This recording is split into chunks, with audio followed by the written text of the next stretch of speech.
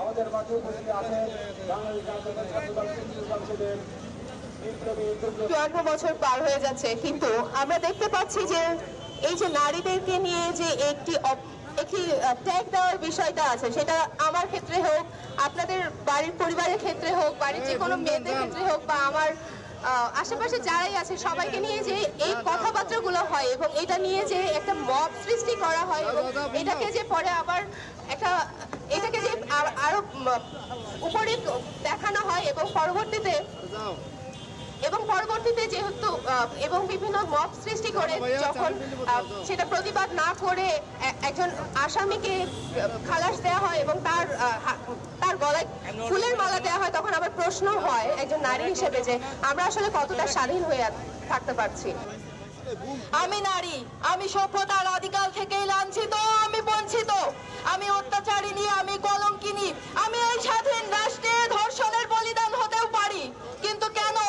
আমার প্রশ্ন, এই জুলাই অভ্যুত্থানে আমার 6 বছর বয়সী ছোট্ট শিশু বোন রিয়া গোপ যদি এই জুলাই অভ্যুত্থানে জীবন দেয়, আমার 16 বছর বয়সী নাইমা, নাফিসা, তানহা সহ 7 থেকে 57 বছর বয়সী আমার নারী বোনরা এই জুলাই অভ্যুত্থানে শহীদ হয়েছে, কিন্তু 6 থেকে 60 এবং 8 থেকে 80 কোন বয়সী নারীরা আমরা এই বাংলাদেশে নিরাপদ না। যে আমরা আসিয়া বোনটির কথা দেখতে পাই, সে কিন্তু ডোমেস্টিক ভায়োলেন্সের শিকার, সে তার পরিবারের সদস্য ধারা, মানে বোনের মানে দুলাভাই, সে তো পরিবারই, সেই পরিবারেও সে কিন্তু সহিংসতার শিকার হলো। আমরা যদি দেখি যে হিউম্যান রাইটস সোসাইটির তথ্য মতে গত 5 বছরে 2020 থেকে 25 পর্যন্ত প্রায় 12,000 নারী সরাসরি সহিংসতার শিকার, তার মধ্যে 6,000 শুধুই ধর্ষণ। এবং আমরা যদি দেখি যে আমাদের বাংলাদেশে গড়ে 1 লক্ষ নারীর মধ্যে 10 জন প্রতিনিয়ত সহিংসতার শিকার হচ্ছে। তো এই ক্ষেত্রে আমরা দেখি প্রশাসন খুবই নিষ্ক্রিয়। আমরা ফ্যাসিস্ট আমলেও যেভাবে দেখেছি হত্যা, গুম, খুন এবং নারীর প্রতি যে সহিংসতার বিরুদ্ধে প্রশাসন চুপ ছিল, এখনো প্রশাসন সেইভাবেই নিষ্ক্রিয়। তো সমাজ ও রাষ্ট্রের এই নিষ্ক্রিয়তা, এটা খুবই উদ্বেগ জানাই।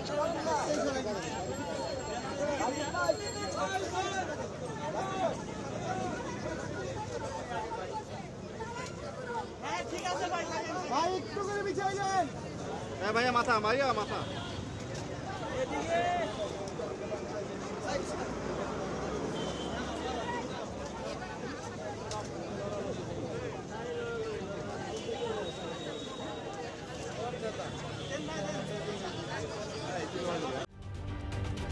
ঢালাইয়ে দৃঢ়তা, নির্মাণে নিশ্চয়তা, প্রিমিয়ার সিমেন্ট, ঢালাইয়ের রাজা।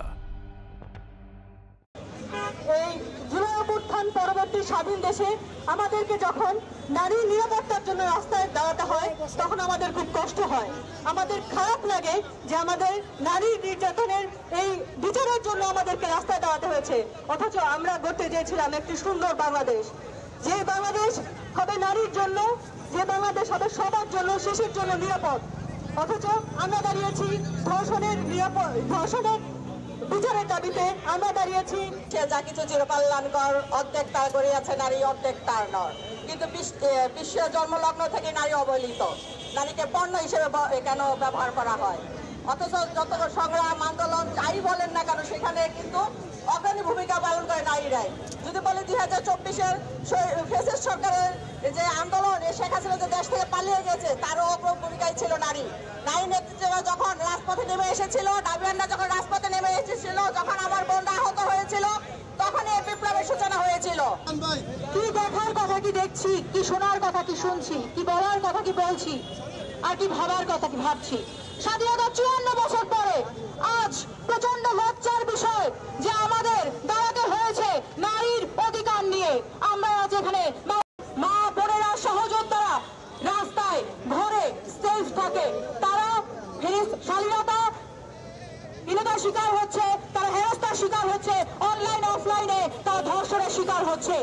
রিয়া গোল্ফ যেদিনকে প্রাণ দিয়েছিল, যেদিনকে নাফিসা শহীদ হয়েছিল, যেদিনকে ঢাকা বিশ্ববিদ্যালয় সহ বাংলাদেশের সকল বিশ্ববিদ্যালয়, জেলা, উপজেলা, বিভিন্ন স্তরের বিভিন্ন শ্রেণী পেশার গার্মেন্টস কর্মী পর্যন্ত নারীরা রাজপথে নেমে এসেছিল, সেদিন তারা ভেবেছিল এই বুঝি ফ্যাসিস্ট সরকারের সেই ধর্ষণের 100 ধর্ষণ করে কেক কাটা একটি সরকারের মতো পরিস্থিতির কাছ থেকে নারীদের মুক্তি হবে, কিন্তু মুক্তি হয়নি।